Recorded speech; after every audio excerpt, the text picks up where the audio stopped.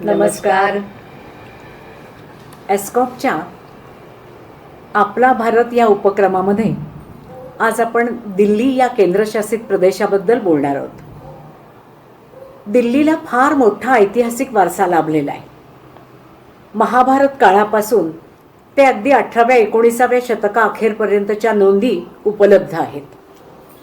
पांडवांच्या राज्यामध्ये दिल्ली इंद्रप्रस्थ म्हणून ओळखली जायची.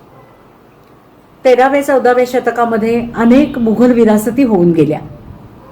त्यामुळे मुघल स्थापत्य कलेचा वारसा सांगणारी अशी अनेक ठिकाणं आपण दिल्लीमध्ये पाहतो.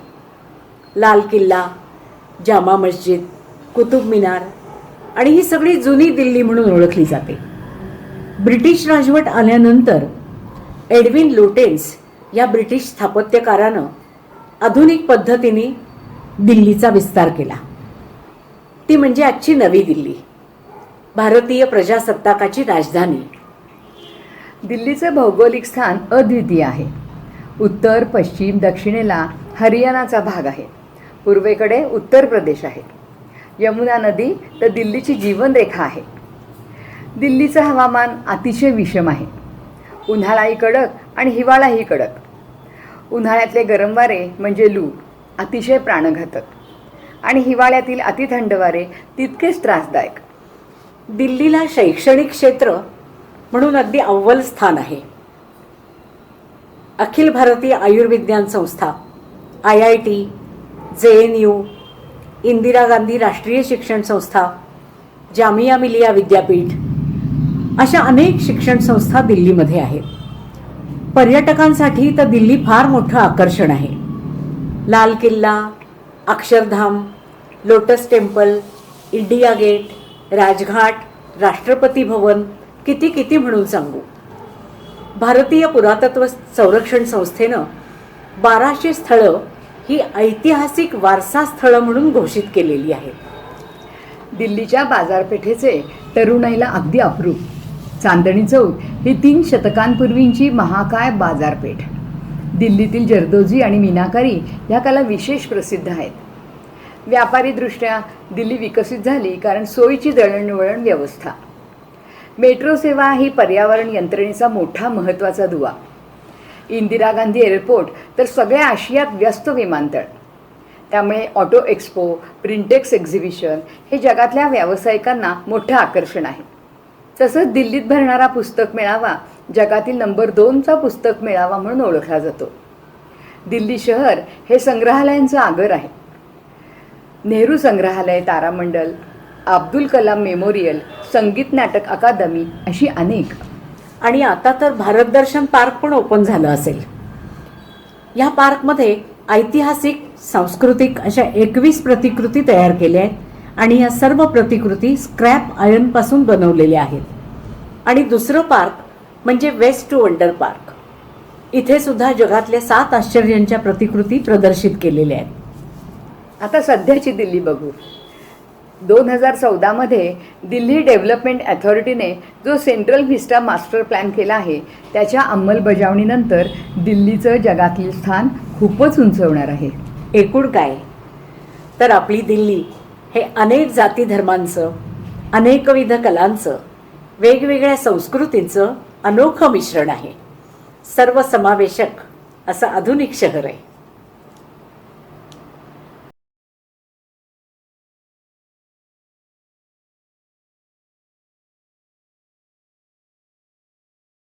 लाक्षिट बघितलीस का?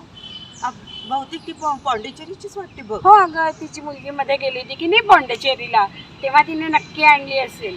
आणि मी तुला सांगते की ते जे दुकान आहे की नाही पॉंडिचेरीचं प्रसिद्ध, तर तिथे लॅम्पशेड्स, नंतर साबण, उदबत्त्या म्हणू नकोस, आणि शिवाय सेंट्रल ते दुकान खूप छान मिळतात. आणि त्यांचं ना ठराविक प्रकारचं विशिष्ट असं सिल्कचं कापड आहे प्रिंटचं, ते तर अगदी खूप प्रसिद्ध आहे. म्हणजे तुला सांगते की पॉंडिचेरीला गेलेला माणूस त्या दुकानाला भेट दिल्याशिवाय परतच येत नाही अजिबात. अगदी खरं आहे. आणि दुसरी गोष्ट म्हणजे आपण आता म्हणतोय ग पॉंडिचेरी, पण त्याचं खरं नाव आहे पुद्दुचेरी. आणि जी आपली 7 केंद्रशासित प्रदेश आहेत की नाही त्यातलं आहे पुद्दुचेरी. बरं का ग म्हणायचं आता, ते पुद्दुचेरी त्यातलं एक आहे. आणि तुला सांगते की मी गेले ते 30 वर्षापूर्वी. अरे तर बापरे. तेव्हा तुला सांगते 30 वर्षापूर्वी इतकी स्वच्छता होती आणि तिथे होती पूर्वी काही शतकांपूर्वी म्हणून म्हणजे की फ्रेंच राजवट, आणि फ्रेंच राजवटीचे अजूनही आपल्याला त्यातले अस्तित्वाच्या खुणा दिसतात आपल्याला. म्हणजे काही बिल्डिंग अजूनही त्या धाटणीच्या बांधलेल्याची खरंय. दिसतात. काही लोक फ्रेंच बोलतात. बरोबर. आणि दुसरं म्हणजे स्वच्छता खूप. आणि म्हणजे मी गेले तेव्हा मला जे सांगते तुला की साक्षरतेचं प्रमाण ना खूप छान आहे खूप. आणि समुद्रकिनारा आणि बीच तर विचारूच नकोस तेव्हा अगं, तरी. हा साधी साधी माणसं फ्रेंच बोलत असतात. हो का? हम्म. म्हणजे मी पण असं किरकोळ ऐकलंय म्हणजे ते बोलताना. आणि दुसरं म्हणजे पण मी ऐकलंय असं की आजकाल तिथे ना कॅसिनोचं प्रमाण खूप वाढले म्हणे. बहुतेक ना मला असं वाटतं की एअरपोर्ट झाल्यामुळे ते टुरिस्ट डेस्टिनेशन झालं की नाही, आणि त्याच्यामुळे काय झालं असेल की फॉरेनर लोक खूप येतात आणि त्यांना थोडंसं कॅसिनोचं जरा जास्त आपल्यापेक्षा वेळ आहे म्हणून असेल कदाचित, असं मला वाटते.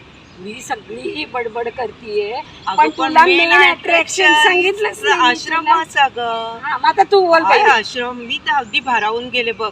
एंटर करतानाच अगं दोन्ही बाजूनी टवटवीत फुलं. हा, हो, आणि अगदी पिंडर ऑफ सायलेन्स, एवढी गर्दी पण अजिबात आवाज नाही. शांतपणे आम्ही समाधीचं दर्शन घेतलं. योगी अरविंदांची समाधी, त्याच्या बाजूलाच माताजींची बरं. समाधी. अगदी इतकं छान दर्शन झालं बघ. अगदी काहीतरी वेगळंच त्या ॲटमॉस्फिअरमध्ये मी फील करत होते. ते बघून आम्ही गेलो वरती. अरविंदांची रूम तिथे. अगं, जिथली वस्तू तिथली तिथे, जसं काही त्यांचं अस्तित्वच तिथं आहे असं जाणवत होतं. हो का? हो ना. आणि शेजारीच माताजींची रूम, ती पण तशीच. नंतर आम्ही आलो त्यांची ग्रंथसंपदा बघायला.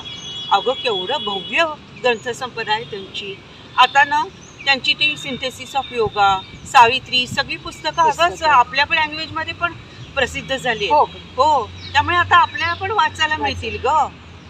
नंतर आम्ही गेलो त्यांची ती टेरेस जी आहे ना, जिथं माताजी, मी नुसती हा. बघितली ती. माताजी सगळ्या जनतेला अभिवादन करायचं बघ, ती बघायला खूपच सुंदर आहे ग. अगदी चित्र म्हणजे कसं असेल ते आपल्याला अगदी समजतं बघ. अगं, मनाच्या पलीकडे जाऊन जर मन वश करता आलं तर सगळ्या जनतेचं कल्याण होईल असं ते सांगायचे बघ. आणि सफल जीवनाचं सूत्र त्यांनी, म्हणजे तुम्ही ही जी योग साधना आहे ना, तर ती केलीच पाहिजे असं ते आणि मी म्हणायचे. असं ऐकलंय की 29 फेब्रुवारीचं काहीतरी महत्व आहे तिथे. हो हो हो हो.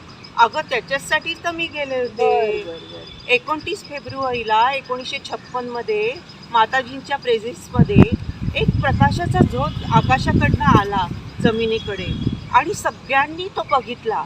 आणि तो आता दिवस सगळीकडे तिथे साजरा केला जातो. त्याला म्हणतात डे ऑफ लॉर्ड. अरे वा. हो, आणि तो साजरा करण्यासाठीच सगळ्या देशात लोक येतात बघ. अगं, काय ते वातावरण, ती प्रचिती तिथे जाऊनच घ्यायला पाहिजे बघ. खरंच ते बघून माझ्या मनामध्ये आलं, दिव्यत्वाची जेथ प्रचिती तेथे कर्माचे जुळती.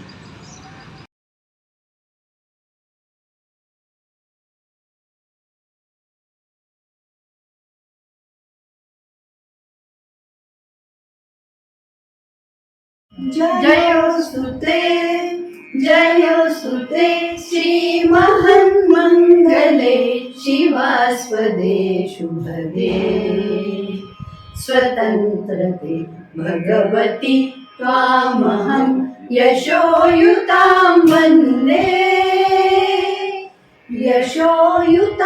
वन्दे. भारताच्या स्वातंत्र्याचे अमृत महोत्सवी वर्ष साजरे करीत असताना पुण्यातील ज्येष्ठ नागरिक संघाने भारतातील राज्य केंद्रशासित प्रदेशांची माहिती सांगण्याचा हा जो उपक्रम हाती घेतलेला आहे, त्या अंतर्गत दीव, दमण, दादर नागर हवेली या अतिशय छोट्या आणि 8व्या केंद्रशासित प्रदेशाची माहिती सांगण्याचा आमचा हा अल्प प्रयत्न. 1779 मध्ये मराठा सम्राट थोरले माधवराव पेशवे यांनी हा प्रदेश पोर्तुगीजांना आंदण दिला. 1947 मध्ये भारताला स्वातंत्र्य मिळाले, पण दीव, दमण, दादरा नागर हवेली हे प्रदेश मात्र पोर्तुगीजांच्याच अधिपत्याखाली होते. 1947 नंतर 7 वर्ष तत्कालीन स्वातंत्र्य संघटनेच्या कार्यकर्त्यांनी प्रयत्न करून 1954 मध्ये या प्रदेशाला परकीय सत्तेतून मुक्त केले. पण हे प्रदेश स्वतंत्र भारतामध्ये विलीन होण्यासाठी मात्र 1961 साल उजाडले. दीव, दमण, दादरा, नागर हवेली हे जरी आपण एकत्र म्हणत असलो तरी ह्या प्रदेशांची भौगोलिक स्थाने मात्र वेगळी आहेत. दीव हे कॉम्प्रेस आयलंड आहे. दीव व दमण या दोन्ही प्रदेशांची राजधानी दमणच आहे. सिल्वासा ही दादरा नागर हवेलीची राजधानी आहे. सिल्वासा म्हणजे जंगल. इथे सिल्वर ओक, टिकवूड अशी उंच उंच झाडं आहेत. किती चपखल लावली आहे नाही. दमणगंगा नदीच्या दोन्ही तीरांवर किल्ले आहेत. मोती दमण फोर्ट, नानी Daman fort, Saint Jerome fort अशी त्यांची नावे आहेत. दमणगंगा नदीमुळे दमणचे नानी दमण आणि मोठा दमण असे दोन प्रमुख भाग पडतात. हे म्हणजे अगं युरोपमधल्या नद्यांसारखंच झालं की ग. सिल्वासा भारतातील कमाल चुंबकीय क्षेत्र आहे. ही पण एक जगातली आश्चर्याची गोष्ट आहे. म्हणजे भूभागाचं जास्तीत जास्त चुंबकीय क्षेत्र आहे आपल्याच इथे आहे.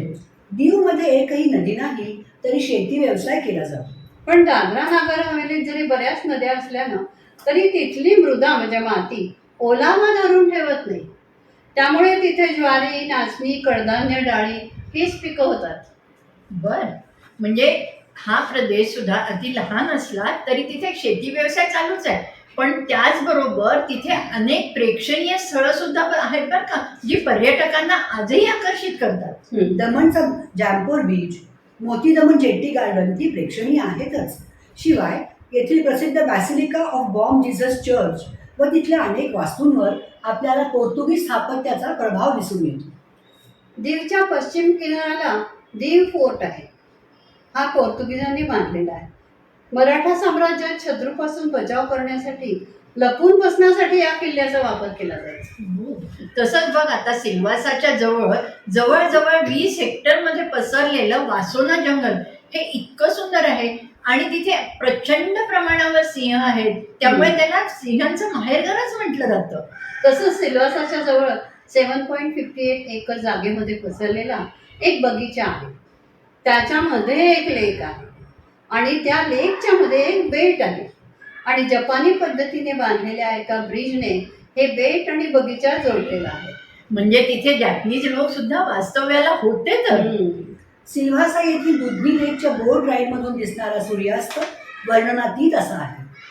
सिल्वासामध्ये ट्रायबल म्युझियम आहे बरं का, आणि तिथे प्राचीन काळापासून अर्वाचीन काळापर्यंत बदलत गेलेले जीवन चित्ररूपात दाखवले आहे. तिथे खरेदी पण करता येते आपण. किती छान. म्हणजे पोर्तुगीज अधिपत्याखाली इतके वर्ष राहिलेले असले तरी सुद्धा त्यांनी आपलं कल्चर सांभाळलेलं आहे.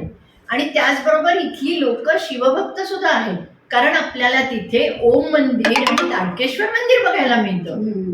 अनेकतेमध्ये एकता जपणाऱ्या या प्रदेशातील आदिवासी जनजाती व जमाती उत्सवप्रिय आहेत.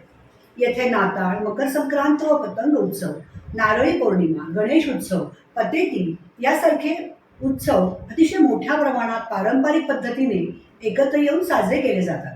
तेव्हा आदिवासी नृत्य व भोजनावळी या विशेष उल्लेखनीय असतात. हे सगळं ऐकल्यावर वाचल्यावर किती त्या देशाचं कौतुक करावं तेवढं थोडंच आहे. आता अर्थात वेळ कमी असल्यामुळे आपण जास्त सांगू शकत नाही, पण हे सगळं वाचून आपल्याला आपसूक म्हणावं असं वाटतं. भारत हमको जान से प्यारा है, सबसे न्यारा गुलिस्ता हमारा है. भारत हमको जान से प्यारा है. धन्यवाद. धन्यवाद.